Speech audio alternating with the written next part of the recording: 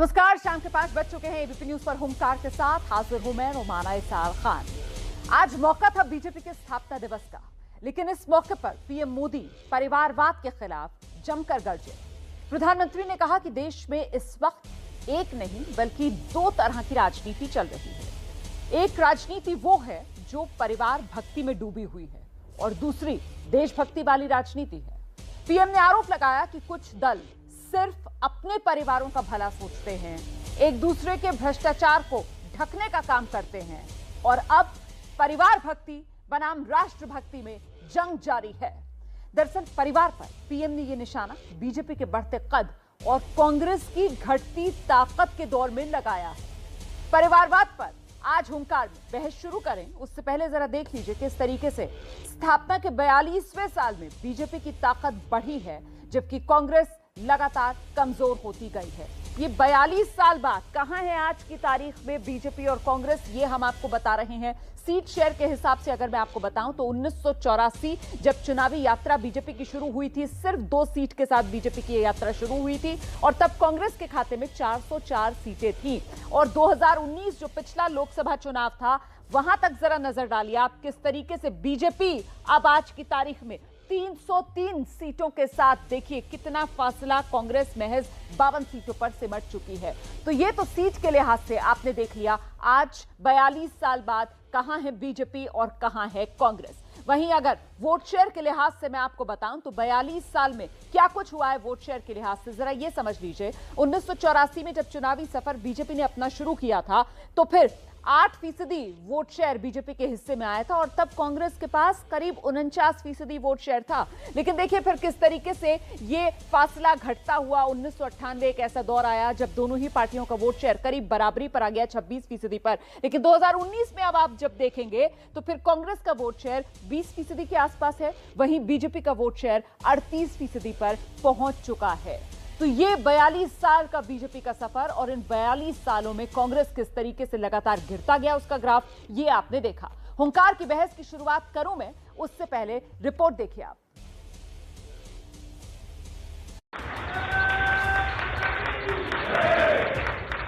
माता की, भारत माता की, भारतीय जनता पार्टी कि भाजपा दिल में भाजपा देश में, भाजपा दिल में हर प्रदेश में। बीजेपी का स्थापना दिवस, परिवारवाद पर बहस। देश में 2 तरह की राजनीति चल रही है। एक राजनीति है परिवार भक्ति की और दूसरी है राष्ट्र भक्ति की। परिवारवाद पर मोदी का सबसे बड़ा प्रहार। पहली बार भाजपा ने ही इसके खिलाफ बोलना शुरू किया और इसे चुनावी मुद्दा भी बनाया। परिवार भक्ति में कौन भूला देशभक्ति। परिवारवादी पार्टियां लोकतंत्र की सबसे बड़ी दुश्मन है।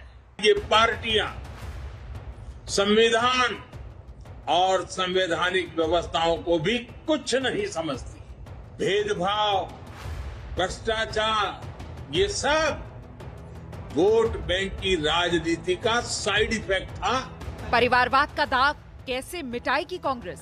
देखिए, अभी जो रियल इश्यूज है लोगों के, जो रियल मुद्दे हैं लोगों के, असली मुद्दों पे बात होना चाहिए। क्या परिवार भक्ति ने छीनी विपक्ष की शक्ति।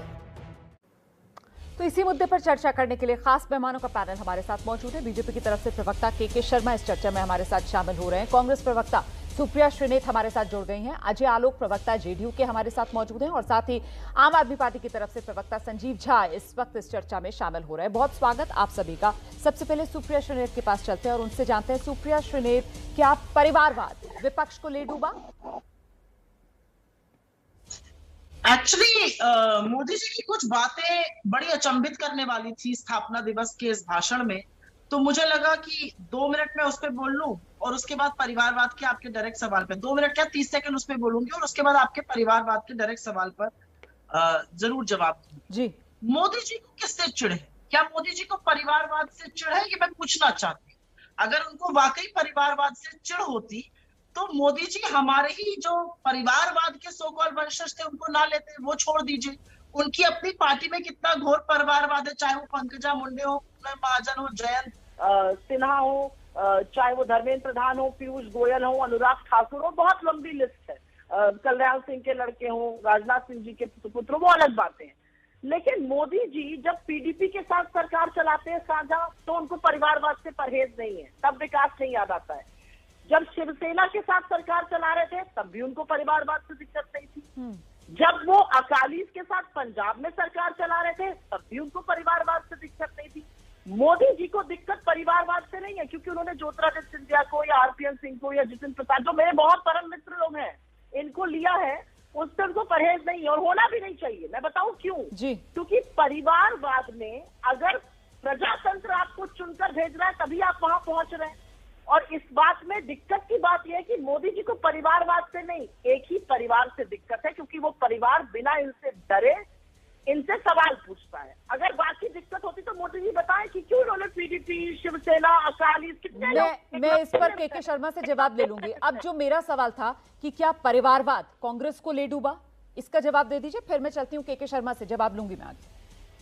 नहीं, बिल्कुल नहीं। सबसे पहले मुझे दो आपत्ति है आपके प्रश्न पे, मुझे दो आपत्ति है। पहली चीज, ले डूबा, हाँ हमारी स्थिति कमजोर है और मुझसे ज्यादा ये कोई नहीं मानता है कि हमें गहन चिंतन और उससे ज्यादा एक जबरदस्त सर्जरी की जरूरत है, जो हम कर रहे हैं और जो करेंगे आने वाले दिनों में। आपको दिखेगा क्या क्या एक्शन लिए जा रहे हैं।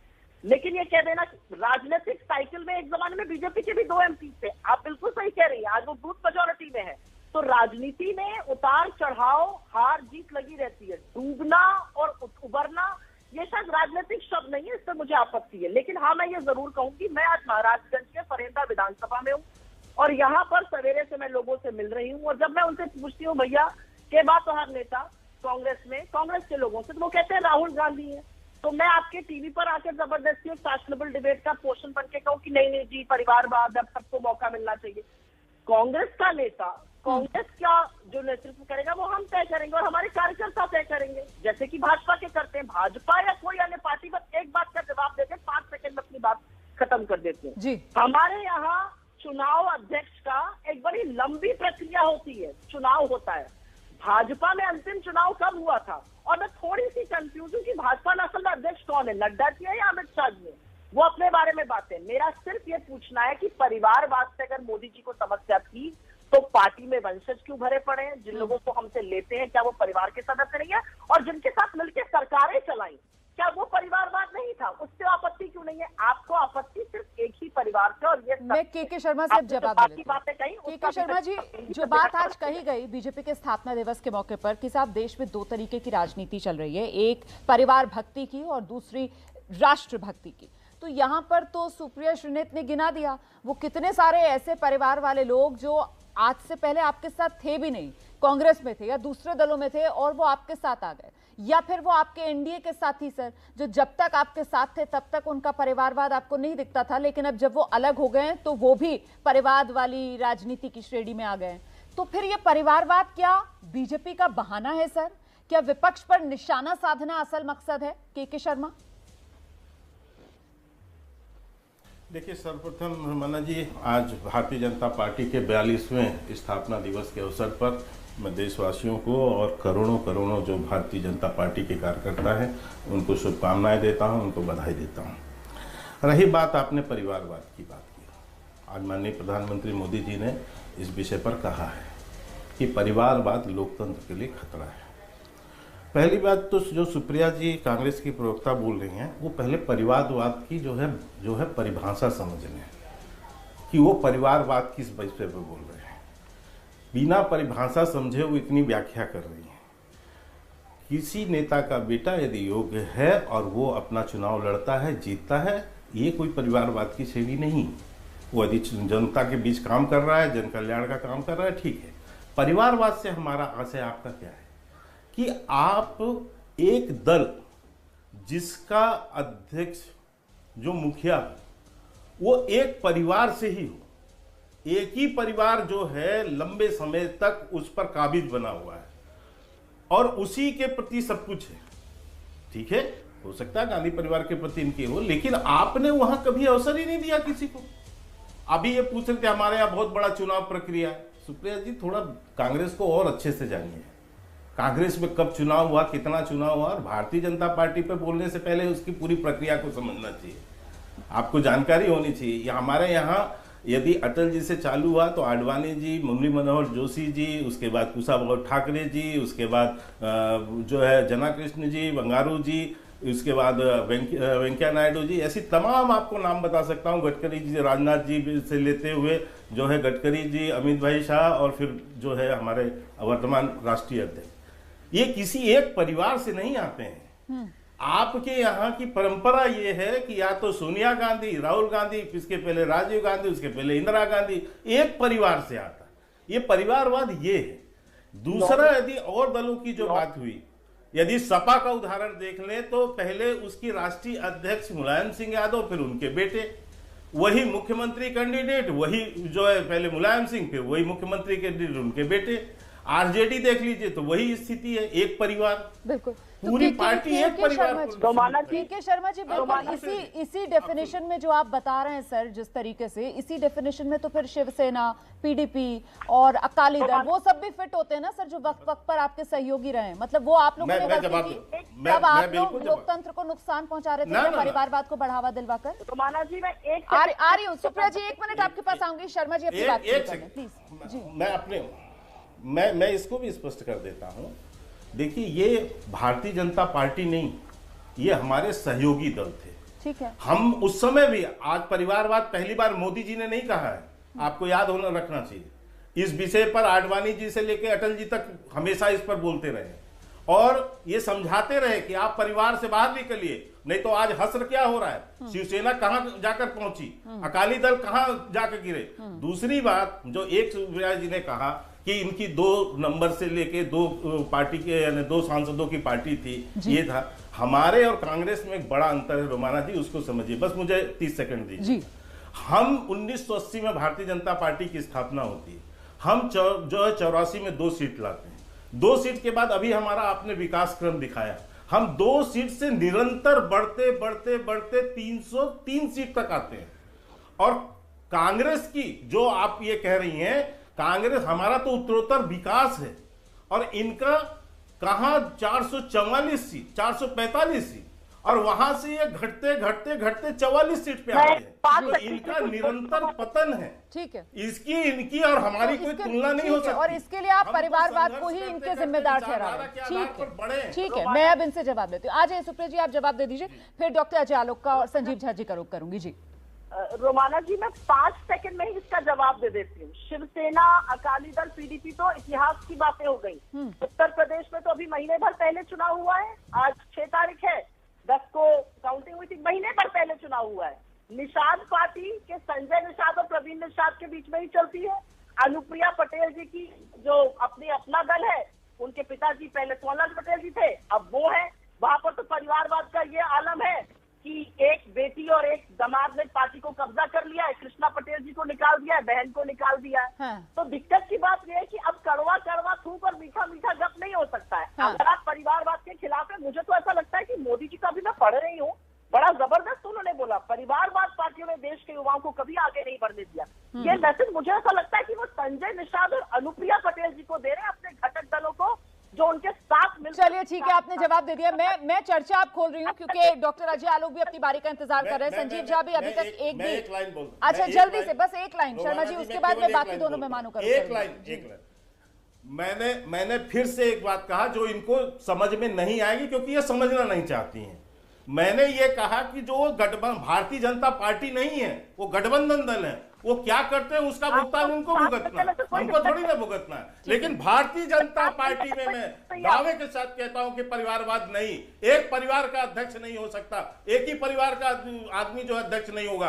आपके ऊपर आरोप इसीलिए है, इसीलिए योग्य नहीं, केवल चाटुकारिता के बल पर आपने सोनिया गांधी को बनाया, केवल चाटुकारिता। चलिए ठीक है सर, दोबारा आप दोनों के पास आऊंगी, डॉक्टर अजय आलोक, आज की राजनीति आपको भी लगता है क्या इसी तरीके से 2 खेमों में बटी हुई है, एक देशभक्ति वाली, एक परिवारवाद वाली? मतलब अगर कोई परिवार वाला व्यक्ति राजनीति के अंदर है या परिवारवाद वाली राजनीति कर रहा है, मतलब वो देशभक्ति वाली राजनीति नहीं कर सकता क्या अजय आलोक?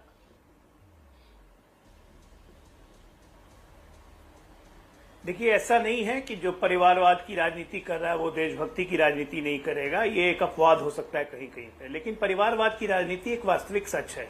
जम्मू कश्मीर, फारूक अब्दुल्ला, पंजाब, अकाली दल, नीचे उतरते चले जाइए आप। बिल्कुल।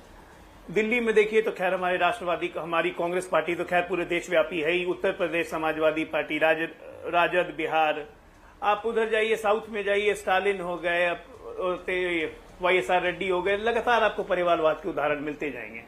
समस्या वो नहीं है मंजना जी, रोमाना जी, समस्या ये है कि परिवार की एक पीढ़ी जब विभाजन करवा देती है और कोई कुछ नहीं बोलता, उसको देशभक्ति का रंग दिया जाता है। परिवार की दूसरी पीढ़ी इमरजेंसी लगा के संविधान में परिवर्तन कर देती है, उसको भी देशभक्ति का रंग दे दिया जाता है। परिवार की तीसरी पीढ़ी अल्पसंख्यकों का अनुसरण कैसे इस देश को करे उसको सिखाती है, उसको भी देशभक्ति और त्यागी का रूप दे दिया जाता है। अब मत भूलिए 1984 में कांग्रेस को अगर 414 सीट आई थी पहली बार, जिसको अपूर्व प्रचंड बहुमत कहते हैं, तो वो सहानुभूति का बहुमत था, वो कोई काम से बहुमत नहीं था। काम से प्रचंड बहुमत सही मायनों में देखिए तो 2019 और 2014 में अपेक्षाओं का बहुमत था। आज देश को परिवारवाद से इसलिए नफरत हो रही है क्योंकि परिवारवाद के कारण हर प्रदेश या देश कहीं ना कहीं अपनी संकीर्ण मानसिकता में खोते जा रहा है और एक्चुअल में राष्ट्रहित के मुद्दों पे भी ये परिवार अपनी सत्ता को लेकर इतना कॉन्शियस होते हैं, चाहे वो प्रदेश हो जाए चाहे राष्ट्रीय स्तर हो जाए, कि राष्ट्रहित के मुद्दों को भी नजरअंदाज करने में पीछे नहीं हटकते। ये सच्चाई है आज की, और शायद इसी कारण से प्रदेश दर प्रदेश और देशव्यापी इस परिवारवाद की राजनीति का विरोध हो रहा है। और प्रधानमंत्री अगर इसको मुखर तरीके से बोल रहे हैं तो गलत क्या बोल रहे हैं जरा मुझे बताएं। ठीक है, जहां तक रहा परिवारवादियों को सपोर्ट करने की ठीक है सर, ठीक है, तो राजनीति में एक समय में। ठीक है सर। संजीव झा, स्वागत होना चाहिए। प्रधानमंत्री नरेंद्र मोदी ने जिस तरीके से ये परिवारवाद वाली राजनीति को जो बेनकाब किया है, देश थक चुका है इस परिवारवाद वाली राजनीति का बोझ ढोते ढोते। संजीव झा, देखिए, मुश्किल यह है कि प्रधानमंत्री जो कहते हैं उनका ग्राउंड पे वो काम दिखता नहीं है। अभी आपने दोनों प्रवक्ता को सुना, आपने कांग्रेस को भी सुना, आपने भारतीय जनता पार्टी प्रवक्ता को भी सुना। दोनों ने परिवारवाद के अपने अपने तरीके से डिफाइन किया। इन्होंने कहा नहीं, जो अध्यक्ष के बेटे अध्यक्ष हो गए वो परिवारवाद है, अगर सांसद का बेटा सांसद होगा तो वो परिवारवाद नहीं है। अब एक बात बताइए कि राजनाथ सिंह के बेटे पंकज सिंह विधायक हैं, क्या नोएडा में और कोई भाजपा के कार्यकर्ता में इतनी क्षमता नहीं है, या वहां के लोगों में इतनी क्षमता नहीं कि वहां का विधायक बने? वो क्यों बन रहे? राजनाथ सिंह के बेटे हैं, तो आप अवसर को तो रोक देते हैं ना। देखिए, आम आदमी पार्टी देश में एकमात्र ऐसी पार्टी जिन्होंने संविधान में लिखा कि एक परिवार से कोई एक व्यक्ति ही चुन सकता, दूसरा कोई नहीं लड़ सकता। तो अगर आप परिवारवाद खत्म करना चाहते हैं तो अपने संविधान में व्यवस्था कीजिए। दूसरी बात, बीजेपी प्रवक्ता कह रहे थे कि नहीं जी परिवार, वो तो अलायंस पार्टनर, आप कहते हैं कि परिवारवाद को खत्म करना है, तो क्यों ऐसे पार्टी से अलायंस करते हैं जहां परिवारवाद पनप रहा है? तो इसका मतलब है कि आप भी फिर उसको समर्थन दे रहे हैं ना। आप कह दीजिए कि अगर परिवारवादी पार्टी होगा तो हम उसके साथ समझौता नहीं करेंगे, तो समझ में आएगा कि आप जो कह रहे हैं और जो कर रहे हैं उसमें समानता है। तो मुझे लगता है कि बीजेपी देखिए एक इवेंट मैनेजमेंट की पार्टी है, एक इवेंट करके बातें कुछ और कहते हैं और ग्राउंड पे कुछ और दिखता है। एक बात तो, जिस देश में जनतंत्र के नाम पर चंद परिवार का सत्ता देश में रहा है, इसमें कोई नहीं गुरेज कर सकता है, लेकिन बीजेपी उस राह पे नहीं चल रही। ऐसा कोई नहीं कह सकता। आज अमित शाह जी के बेटे जय शाह जी बीसीसीआई के अध्यक्ष हैं, क्या उनकी क्वालिटी है बताइए? क्या उन्होंने क्रिकेट खेला? एक ही क्वालिफिकेशन है ना, चूंकि अमित शाह के वो बेटे हैं। अभी मध्य प्रदेश में ज्योतिरादित्य सिंधिया के बेटे बने हैं सचिव, क्या क्वालिटी है उनकी? क्योंकि ज्योतिरादित्य के बेटे हैं वो। तो ये परिवारवाद सभी पार्टियां करती है, लेकिन जब टीवी डिबेट में आते हैं, जब मंच पे आते हैं, तो ये आदर्शवादी बातें करते हैं। नहीं तो ये तो फिर वही बात हो गई जो मैं सवाल पूछ रही थी के शर्मा जी से। मतलब मुझे दोबारा से वही अपना सवाल दोहराना पड़ेगा आपकी बात सुनकर। के शर्मा जी आ रही हूँ, एक मिनट। के शर्मा जी जवाब दे दें, उसके बाद सुप्रिया जी आपके पास आऊंगी। के शर्मा जी, मतलब फिर तो सिर्फ विपक्ष को घेरने का, उस पर निशाना साधने का हथियार भर है परिवारवाद। मतलब संजीव झा तो बहुत क्लियरली कह रहे हैं कि साहब फिर आप अलायंस ही क्यों करते हैं ऐसे परिवारवाद वाली पार्टियों के साथ? वो भी तो फिर लोकतंत्र के लिए हानिकारक है ना। मैंने जी नहीं, तो वो हानिकारक हैं तो वो खुद की हानि भोग रहे हैं ना। गठबंधन का एक धर्म अलग है, बिल्कुल अलग होगा, लेकिन मैं कह रहा हूं कि यदि उस पार्टी में यदि परिवारवाद है तो उसका हसर आपको दिख रहा है, जो मैंने उदाहरण में बताया। शिवसेना हमारी अलायंस थी, लेकिन जब ठाकरे साहब के बाद उनके बेटे ने लिया उद्धव ठाकरे जी ने निषाद पार्टी, संभाला है, अपना दल, उसके बाद आप इसका भी उसका जिक्र आ चुका है एक- अभी चर्चा में। जी बिल्कुल जी, मैं जी आइए, अरे साहब मैं तो कह रहा हूं आज भी इस बात को कि यदि निषाद पार्टी ऐसा करेगी तो निषाद पार्टी भी डूबेगी, उसमें कौन सी बात है। लेकिन ये जो आम आदमी पार्टी के बोल रहे हैं, ये क्यों बोल रहे हैं, मैं इसका कारण आपको बताता हूं। जी, क्योंकि मैंने जो बात की है कि सब पार्टी की कमान की बात की, जब अध्यक्षता की, आज जब से आम आदमी पार्टी बनी है तब से इनका संयोजक सिर्फ एक केजरीवाल है। इनके यहाँ कोई चुनाव प्रक्रिया नहीं है, केवल केजरीवाल से केजरीवाल बस वही अध्यक्ष है, वही सीएम है। तो इनको ये है कि ये बाल हमारे ऊपर भी आएगी ना, इसलिए ये डेफिनेशन बदल रहे। और ये भी इनको पता है कि वो अपने जीते जी इनको किसी को संयोजक बनाने वाले नहीं केजरीवाल। वो तो इतने जो है डरे हुए रहते हैं, तो वो तो किसी को कुछ नहीं बनाने वाले। तो इसलिए ये जान रहे हैं कि अगला गेंद हमारे ऊपर आने वाला है, तो इसलिए पहले से बचाव कर रहे हैं उसका। मेरा जो कहना है रोमाना जी, उस बात को समझिए जी, मैं ये कह रहा हूं कि एक ही परिवार के प्रति, जो माननीय प्रधानमंत्री जी ने कहा कि एक ही परिवार के प्रति जो जब आप भक्ति पैदा कराते हैं कार्यकर्ताओं से, तो उसके कारण से ये जिस तरह का भ्रष्टाचार पनपता है, जिस तरह से जो है आपके लोकतांत्रिक मूल्यों का हनन होता है, ये सब चीजें देश के लिए सही नहीं है। क्योंकि आपकी जो है पूरी निष्ठा उस परिवार को संभालने में लगी होती है। इसीलिए आपने देखा 2004 से लेके 2009-14 तक क्या हुआ, रिमोट कंट्रोल से पूरा देश चल रहा था, एक परिवार बैठा हुआ। बिल्कुल, प्रधानमंत्री ने कहा कि कुल मिलाकर चाहे भ्रष्टाचार, भेदभाव, सब कुछ इसी परिवारवाद की वजह से बढ़ता है। सुप्रेश नेत के पास मैं आऊंगी, उनसे जवाब लूंगी, लेकिन इस बीच बड़ी खबर आ रही है। राहुल गांधी ने मोदी सरकार पर हमला बोला है। इस वक्त की बड़ी खबर मैं आपको बता दूं, राहुल गांधी का मोदी सरकार पर हमला ट्वीट किया है राहुल गांधी ने। सेना में भर्तियों को लेकर मोदी सरकार पर राहुल गांधी सवाल उठा रहे हैं। नौजवान देश के लिए जान देने को तैयार हैं, लेकिन ये निकम्मी सरकार सेना में भर्तियां करने के लिए तैयार नहीं। न रोजगार न रक्षा, हैशटैग किसके अच्छे दिन, ये हैशटैग चलाकर सवाल पूछ रहे हैं। अच्छे दिन को लेकर राहुल गांधी सरकार की घेराबंदी कर रहे हैं और मोदी सरकार को निकम्मी सरकार करार दे रहे हैं। राहुल गांधी अपने ट्वीट के जरिए कह रहे हैं नौजवान देश के लिए जान देने को तैयार, लेकिन ये निकम्मी सरकार सेना में भर्तियां करने के लिए तैयार नहीं है। न रोजगार न रक्षा, हैशटैग किसके अच्छे दिन। तो एक तरफ प्रधानमंत्री नरेंद्र मोदी बीजेपी के स्थापना दिवस के मौके पर सवाल पूछते हैं, परिवारवाद को लेकर घेराबंदी करते हैं विपक्ष की, और वहीं शाम होते होते राहुल गांधी का मोदी सरकार पर ये हमला। सुप्रिया श्रीनेत, परिवारवाद के आरोप से बचने के लिए इस तरीके से हमले करके ढाल बनाने की कोशिश की जा रही है क्या? बिल्कुल बेमानी है ये सवाल, और इसलिए बेमानी है क्योंकि अगर किसी एक व्यक्ति ने भाजपा की नाकामियों को लगातार सवाल उठाया है, उनको घेरे में लिया, तो वो राहुल गांधी है। मैं एक चीज जरूर बोलना चाहती हूँ, उसके बाद मैं 30 सेकंड में एक बात कह के खत्म करूंगी जी। यहाँ पर भाजपा के प्रवक्ता ने कहा कि एक परिवारवाद की पार्टी से भ्रष्टाचार होता है, लोकतांत्रिक मूल्यों का हनन होता है और ये देश के लिए सही नहीं है। तो क्या भूल जाइए पीडीपी, शिवसेना और अकाली दल को, तो क्या निषाद और अपना दल के साथ मिलकर आप देश के खिलाफ साजिश कर रहे हैं? ये इसका तो यही मतलब है, क्योंकि वो तो अभी आपके घटक दल है और वो बिल्कुल परिवारवाद की पार्टियां है। ये अलग बात है कि प्रजातांत्रिक तरीके से चुनकर आते हैं, जो हम भी आते हैं। इसका जवाब जरूर मिलना चाहिए। नहीं तो वो तो कह रहे हैं ना, वो कह रहे हैं कि साहब देखिए वक्त में सबक सिखा दिया है शिवसेना अकाली दल का, क्या हश्र है आप देख लीजिए, और जो परिवारवाद को बढ़ावा देगा आने वाले वक्त में वो खुद भुगतेगा। वो कह रहे हैं वो तो गठबंधन में साथी है हमारे, बीजेपी तो नहीं कर रही है ना ऐसा, वो साफ कह रहे हैं। तो क्या ये कह रहे हैं, तो क्या भाजपा के प्रवक्ता एबीपी न्यूज पर रोमाना इस्लाम खान के साथ बैठकर ये कह रहे हैं कि अपना दल का और निषाद पार्टी का पतन होने वाला है? हाँ या ना में जवाब आना चाहिए, बाकी सब जवाबी जमा खर्च है। मैं एक बात जरूर बोलना चाहती हूँ, 41 या 42वां स्थापना दिवस मनाया गया, आपको इसकी बड़ी मुबारकबाद होगी।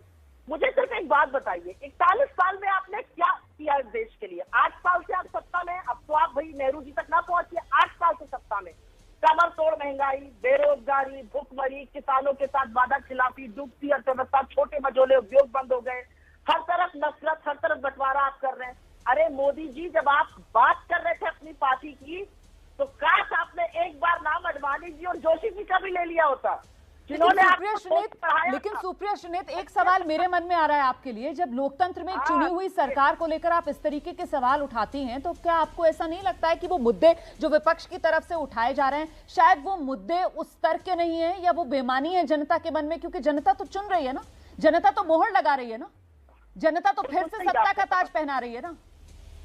अच्छी बात, अच्छा सवाल है, इंटेलिजेंट क्वेश्चन है, इसका मैं जवाब दूं। लोकतंत्र में, और जिस तरह का लोकतंत्र हमारे यहाँ है, जिसको सबसे ज्यादा वोट मिल जाता है, फर्स्ट पोजीशन पर वो जीत जाता है। लेकिन एक बहुत बड़ा चंक उस जनता का भी है जो बीजेपी के खिलाफ वोट कर रही है, चाहे वो हमारे लिए कर रही हो, चाहे वो अन्य विपक्षी पार्टियों के लिए कर रही हो, लेकिन उनके खिलाफ वोट कर रही है। वो बोलना चाहते हैं बेरोजगारी पर, वो बोलना चाहते हैं महंगाई पर। आप ये मत सोचिए कि चुनाव जीत जाने से आपको लाइसेंस मिल गया है लोगों की जेब पर डाका डालने का। 10 रुपए डीजल का दाम और पेट्रोल का दाम बढ़ गया है। परिंदा में वो 1012 रुपए का गैस का सिलेंडर बिक रहा है यहाँ पे। 44% घर चलाने का खर्चा बढ़ गया है पिछले 2 सालों में। ठीक है, सरकार की देन है। ठीक है, सिर्फ चुनाव जीत जाना ये लाइसेंस नहीं देता है कि आप डाका डालने लगे, लूट करने लगे। ठीक है, 10 रुपए के शर्मा जवाब देना चाह रहे हैं, के शर्मा जवाब देना चाह रहे हैं। आइए के शर्मा जी। एफडी का रेट घटा दिया, पीएफ का रेट घटा दिया। देखिए, इन्होंने अच्छा एक प्रश्न किया, अच्छा प्रश्न किया है, मैं जवाब दे देता हूँ। अच्छा प्रश्न, अब चुप बोल देता हूँ। अच्छा प्रश्न किया कि 41 साल में हमने क्या किया। रोमाना जी, 41 साल में हमने अपने राष्ट्रवादी विचारधारा से और अंत्योदय की विचारधारा से, जो पंडित दीनदयाल उपाध्याय की दी हुई विचारधारा, उसके माध्यम से हमने देश की राजनीति को बदल दिया। और कैसे बदला? अब जातिवाद, भाषावाद, परिवारवाद, वंशवाद और तुष्टीकरण और भ्रष्टाचार की राजनीति को छोड़कर जनता जो है अब विकासवाद की राजनीति पर वोट करने लगी है। 41 साल में हमने देश के मतदाताओं की सोच को बदला है, विकास के प्रति उनका रुख बदला है।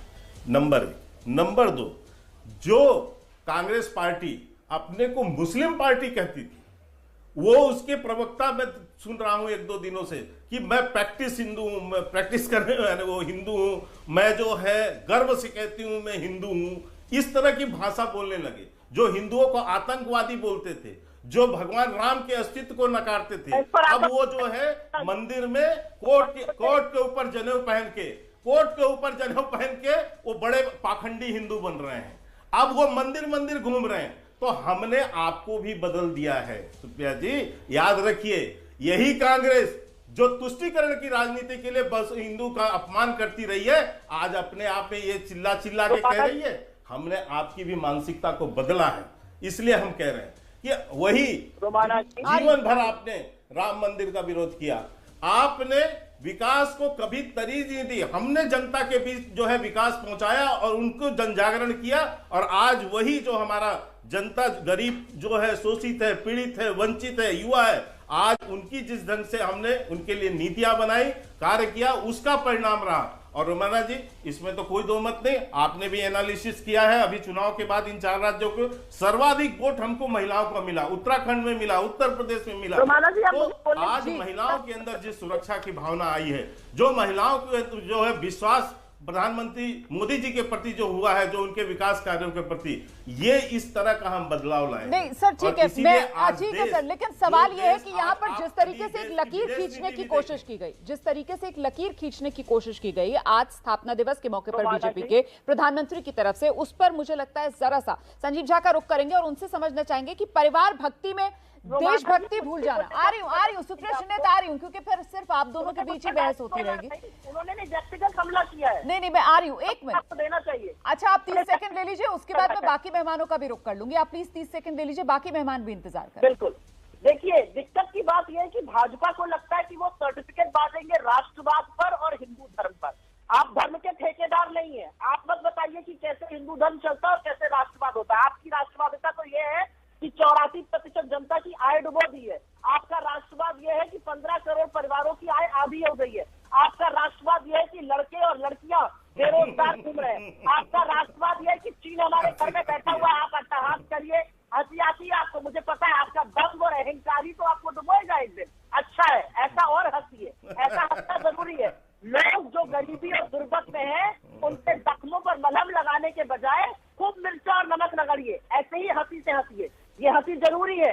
लोगों को पता तो चलना चाहिए कि जब आपको पद और प्रतिष्ठा मिली तो आपने उनके साथ सहेज नहीं, उनके घावों पर नमक छिड़कना और रगड़ने का काम किया। और हटिए शर्मा जी। संजीव झा आइए, अब परिवार भक्ति में देशभक्ति भुला दी। और देखिए, जैसा कि मैंने पहले कहा आपको कि प्रधानमंत्री जो कह रहे हैं उनकी पार्टी में वो क्रियान्वयन नहीं हो रहा है। मैं ये मानता हूं कि आम आदमी पार्टी भी कहती है, आम आदमी पार्टी का ही 3 मूलभूत सिद्धांत है। अरविंद केजरीवाल जी कहते हैं, हमारी पार्टी का मानना है कि कट्टर देशभक्ति होना चाहिए, ईमानदारी, इंसानियत, ये हमारी पार्टी के 3 मूलभूत चीजें हैं। और इसी से परिवार भी, इसी से समाज भी और इसी से देश भी आगे बढ़ेगा। लेकिन मेरा जो सवाल था भाजपा के प्रवक्ता से कि अगर आप परिवारवाद से वास्तव में बचना चाहते हैं तो जिस तरह से आम आदमी पार्टी ने कहा कि एक परिवार के एक ही व्यक्ति चुनाव लड़ सकता है, आप ही ले आइए, अपने आप खत्म हो जाएगा। लेकिन जब आप कि अगर किसी का बाप मुख्यमंत्री है, उसका बेटा सांसद मंत्री बनेगा, तो आप अपने कार्यकर्ताओं को भी अपमान करते हैं। आप वहां के जो लोग राजनीति अपना भविष्य खोज रहा है उनका भी नुकसान कर रहे हैं। और ऐसे ढेरों एग्जाम्पल आपको दिख जाएगी। देखिए 2014 में बीजेपी किस मुद्दे पे चुनाव लड़ी थी? महंगाई पे लड़ी थी चुनाव की, बहुत ही महंगाई की मार, अब की बार मोदी सरकार, रोजगार, तमाम मुद्दों पे चुनाव लड़ा। 2019 में उनका वो मुद्दा नहीं था। 2000 में फिर मुद्दा कुछ और हो गया, वो 80-20 की बात करने लगे, मंदिर मस्जिद की बात करने लगे, और पूरे चुनाव कैंपेन को देखा। आप कह रहे हैं क्यों जीत रहे हैं? मैं दावे से कहता हूं अगर इनमें हिम्मत है तो कह दे कि हम महंगाई पे कंट्रोल करें इसलिए वोट करो, हमने रोजगार दिया इसलिए वो हमको वोट करो, हमने सुरक्षा दिया इसलिए वोट करो। ये फिर चुनाव के फितरत बदल देते हैं, फिर वो मंदिर मस्जिद में चुनाव के ले आते हैं, जाति धर्म पे चुनाव के ले आते हैं। आम आदमी पार्टी दिल्ली में, ये तो फिर आपका नजरिया हो गया ना, ये तो आपका नजरिया हो गया ना, क्योंकि बीजेपी की तरफ से तो कहा जाता है सबका साथ, सबका विकास, सबका विश्वास, सबका प्रयास भी उन्होंने साथ में जोड़ दिया है। लेकिन जो बीजेपी आप पर हमला कर रही थी कि जो आप परिवारवाद को लेकर बीजेपी को कटघरे में खड़ा कर रहे थे कि साहब इनके यहाँ तो सिर्फ और सिर्फ एक ही शख्स है अरविंद केजरीवाल, आगे अरविंद केजरीवाल से देख ही नहीं पाते हैं। और अगर वही नियम लागू हो तो फिर जेडीयू में भी डॉक्टर अजय आलोक, नीतीश कुमार ही हैं। नीतीश कुमार के आगे जेडीयू भी कुछ नहीं देख पाती है। मतलब या तो परिवारवाद या फिर व्यक्तिवाद, व्यक्ति पूजा। ये कहना आपका जी ये कहना तो रोमाना जी आपके लिए कहीं से मुनासिब नहीं होगा, क्योंकि जेडीयू की शुरुआत जिसने की थी वो एनडीए के पहले कन्वीनर थे श्री जॉर्ज फर्नांडिस। उसके बाद राष्ट्रीय अध्यक्ष हुए शरद यादव, उसके बाद अभी राष्ट्रीय अध्यक्ष हमारे आरसीपी सिंह हो चुके हैं, अभी ललन सिंह हैं, नीतीश कुमार भी कुछ समय के लिए राष्ट्रीय अध्यक्ष थे। तो ये परिवारवाद और व्यक्तिवाद का आरोप जेडीयू पे नहीं आने वाला कहीं से। बात है, इस देश में सबसे बड़ी बात है कि आंख खोल के अंधे बना रहने की कला अगर सीखनी है, प्रैक्टिस करना है, तो आम आदमी पार्टी भी करे, कांग्रेस पार्टी भी करे, हमारा क्या जाता है भाई, करिए। एकदम खुले आंखों से अंधे बने रहिए, भक्ति में रहिए, हमारे लिए तो अच्छा है। अपनी इसी पॉलिसी पे रहिए, बहुत अच्छे जा रहे हैं। अरे 40% से ऊपर वोट आ रहा है और आप कहते हैं कि चुनाव जीतने से आपको जनता का मोहर नहीं मिलता है। भाई लोकतंत्र में चुनाव जीतना ही तो मोहर होता है, और कौन सा मोहर होता है? 60 वर्ष तक कांग्रेस शासन में रही, कहीं की जनता का हमें समर्थन मिलते रहा। इंदिरा गांधी की हत्या से उपजी सहानुभूति पे 414 पाके प्रचंड बहुमत चिल्लाते हैं। उसके बाद क्या हो गया? मैं ये कह दूं क्या कि 245 भी आए थे 1991 के चुनाव में, वो राजीव गांधी की हत्या के बाद उपजी सहानुभूति थी। आपका परफॉर्मेंस क्या रहा, मापदंड क्या रहा? जी, आम आदमी पार्टी इतने सारे वादे करके पंजाब आई है, पंजाब में अब जाके काम करके दिखाए ना। आते के 7 दिन के अंदर प्रधानमंत्री के पास पहुंच गए 3 लाख करोड़ ना लोग के, हम पे बड़ा कर्ज है जी, हमें मदद कीजिए जी। तो कहां से देंगे अब 1000 रुपए महिलाओं को? फ्री बिजली, फ्री पानी, फ्री रोटी? दिल्ली जैसा सरप्लस राज है क्या? घोषणा करना बहुत आसान है। संजीव झा जवाब देना चाह रहे हैं, संजीव झा जवाब देना चाह रहे हैं, उसके बाद सुप्रशन है, तो आपके पास आऊंगी, प्लीज आप भी जवाब दे दीजिएगा। आइए संजीव झा। अजय आलोक जी की पीड़ा और मजबूरी मैं दोनों समझता हूं, तो मैं इनको काउंटर नहीं करूंगा। लेकिन उन्होंने कहा कि देखिए दिल्ली में हमने काम किया, दिल्ली में डेफिसिट स्टेट था, कोई सरप्लस स्टेट नहीं था। 2013 का बजट देख लीजिए, दिल्ली डेफिसिट स्टेट था। दिल्ली से आपने बिहारियों को भगा दिया गया था कोरोना में, तमाम सुविधाएं भी दी, और दिल्ली सरप्लस स्टेट है। अब सुन लीजिए ना, अब इतनी पीड़ा क्यों हो रही है? बिहार के लोगों मैं समझ रहा हूँ चापलूसी आप क्यों कर रहे हैं, आपकी चापलूसी को मैं समझ रहा हूँ। बिहार को तो बधा, अरे हम क्या चापलूसी करब? वहां के मैथिल ब्राह्मण के भगा देने रहा है, वहां के मैथिल ब्राह्मण सबके भगा देने रहा है दिल्ली से। हम क्या चापलूसी करब? बताओ संजीव झा, मैथिलियों भोगली खनिक ही वादे कि महिलाओं को 1000 रुपए मिलेगी, और ये जो डेफिसिट स्टेट है, चिंता न करिए, ये डेफिसिट भी कम होगा। हाँ, हमारा ये अधिकार है, और स्टेट का अधिकार है कि सेंट्रल गवर्नमेंट रहेंगे, हम वो लड़ाई भी लड़ते रहेंगे, हम सेंट्रल गवर्नमेंट से मांगते भी रहेंगे और जो वादे हमने किया एक वादे पूरे करेंगे। दिल्ली में मैंने पूरा, पंजाब में भी पूरे करेंगे। लेकिन मुझे ये लगता है कि सच से आपका आलोक जी मुंह नहीं मोड़ना चाहिए। आज बिहार की जो बदहाली है, डबल इंजन की सरकार होते हुए जो बिहार में लॉ एंड ऑर्डर की आज जो स्थिति है, आज इसीलिए हमारा ग्रोथ रेट डबल रेट में, आज सड़कों पर लोग, इसीलिए हमारा ग्रोथ रेट डबल डिजिट पे पिछले 10 सालों से है, बदहाली में हमें। ठीक है, मैं ठीक है, सुप्रिया शनेत का रुख करते हैं। सुप्रिया शनेत, क्योंकि परिवारवाद को लेकर आज हम ये चर्चा कर रहे हैं और परिवारवाद को लेकर कटघरे में कांग्रेस पार्टी को बार बार खड़ा किया जाता है, आप भी जानती हैं। और इसमें एक बात जिसका बार बार जिक्र किया जाता है वो 2013 कि देखिए ये परिवारवाद ही तो था ना जिसकी वजह से इतना हौसला मिला राहुल गांधी को कि मनमोहन कैबिनेट से पास अध्यादेश जो है उसके उन्होंने पुर्जे कर दिए मीडिया के सामने आकर। अगर ये परिवारवाद नहीं था तो और क्या था? गलती थी राहुल गांधी की? मैं पहले तो एक चीज का जवाब देना चाहती हूँ। यहाँ पर जेडीयू के व्यक्ति ने बार बार इंदिरा जी की हत्या का मखौल उड़ाया और अब राजीव जी की भी हत्या को जोड़ दिया है। मुझे ऐसा लगता है ये बहुत उच्च मानसिकता वाला व्यक्ति ही कर सकता है। दो पूर्व प्रधानमंत्री, एक सिटिंग और एक पूर्व प्रधानमंत्री हमारे देश के आतंकवाद के हाथों शहीद हुए और आप उनका इस लहजे में यहाँ पर इतनी बदतमीजी से नहीं उड़ाया, माखौल नहीं उड़ाया, माखौल आप लोग का उड़ा रहा हूँ कि एक जमीन से जुड़ा हुआ नेता था तो कांग्रेस यहाँ से वहां थी और जमीन से जुड़े हुए नेता हटते गए, कांग्रेस भागती गई। इस चीज को रियलाइज करने की जगह अभी भी परिवार की भक्ति में लगी हुई है। आप शांत रहिए, आपका टर्न नहीं है। आप बदतमीजी करते हैं डिबेट पर आकर, वो आपको मुबारक हो। मैं अपनी बात रख रही हूँ, आपके बीच में नहीं। चलिए संयम से अपनी बात रख लीजिए अपनी बारी पर। डॉक्टर आलोक, सुप्रिया जी को सुन लीजिए, फिर दोबारा आपके पास आ जाऊंगी। सुप्रिया जी अपनी बात रख दीजिए। यहाँ पर अभद्रता करने का कोई मतलब, आपसे बड़ा बदतमीजी कौन कर सकता है? आपसे ज्यादा बदतमीजी कोई हो ही नहीं सकता है। धन्यवाद। प्लीज निजी टिप्पणियां प्लीज आप दोनों मत कीजिए, प्लीज अपनी बात रखिए प्लीज। सुप्रिया शनेत अपनी बात रख दीजिए, उसके बाद मैं अजय जी आपके पास आ जाऊंगी प्लीज।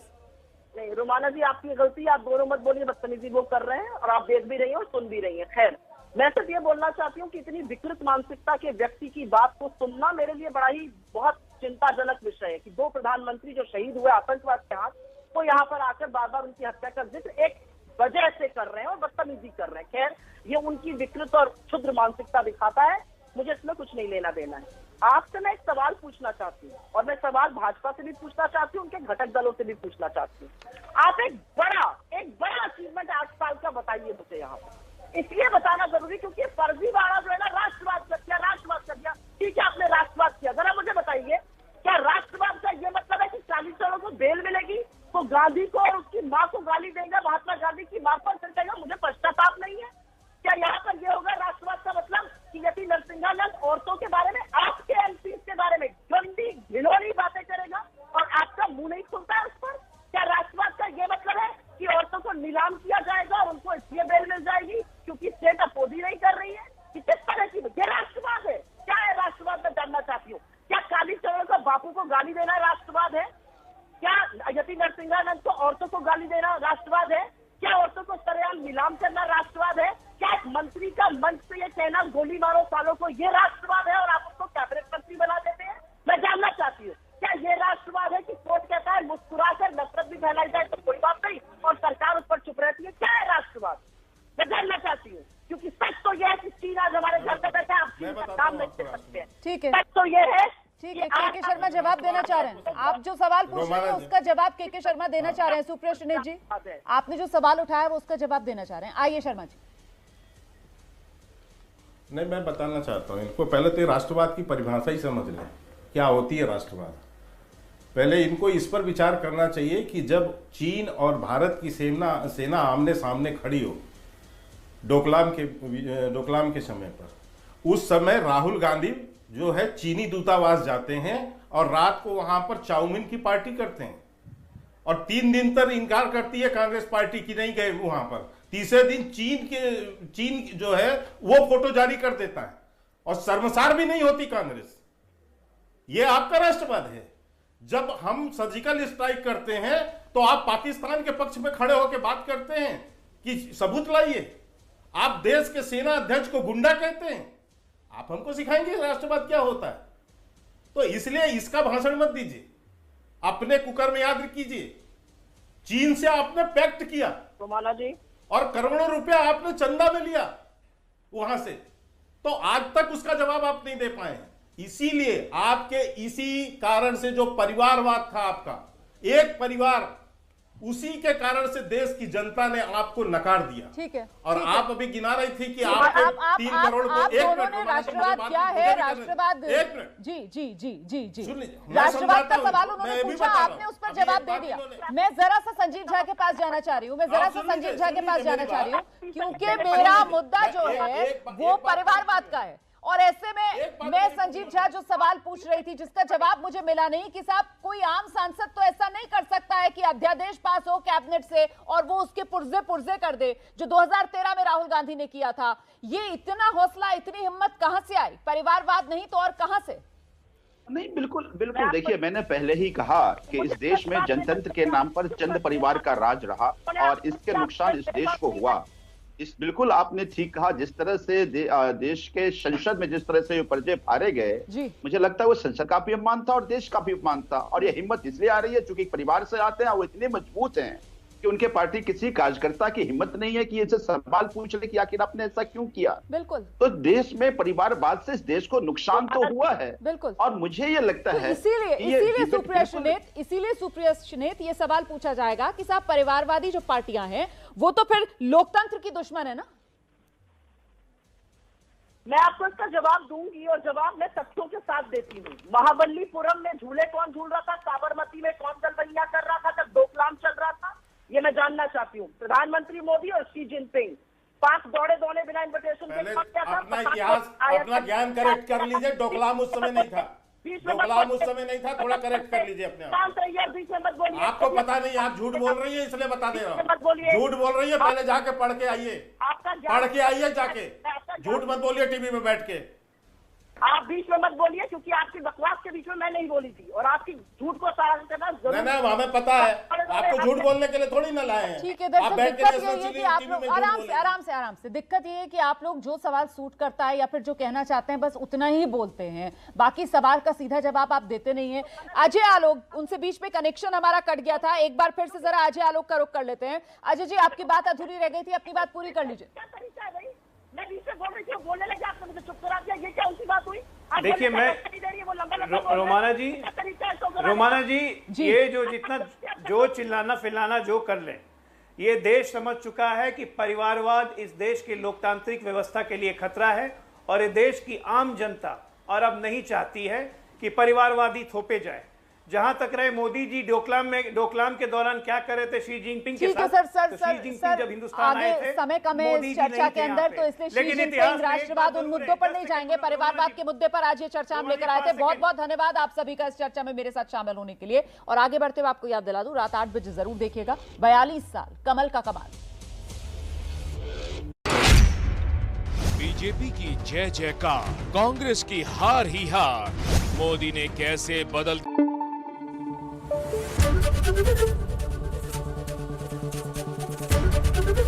एबीपी न्यूज आपको रखे आगे।